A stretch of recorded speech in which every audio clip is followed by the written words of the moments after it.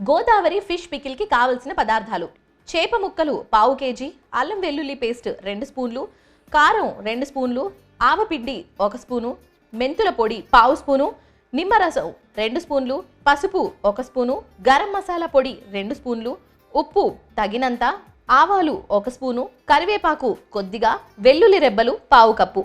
Godavari fish pickle తయారు చేసుకునే విధానం: ముందుగా స్టవ్ వెలిగించి పాన్ పెట్టుకొని నూనె వేసి వేడి చేసుకోవాలి. మరోవైపు చేప ముక్కల్లో పసుపు కొద్దిగా ఉప్పు వేసి బాగా కలుపుకొని వేడైన నూనెలో వేసి క్రిస్పీగా వేయించుకొని తీసి పక్కన పెట్టుకోవాలి. అదే నూనెలో ఎండుమిరపకాయలు, ఆవాలు, వెల్లుల్లి రెబ్బలు, అల్లం వెల్లుల్లి పేస్ట్, పసుపు, మెంతుల పొడి, ఆవాల పిండి, గరం మసాలా, కారం వేసి కలుపుకోవాలి.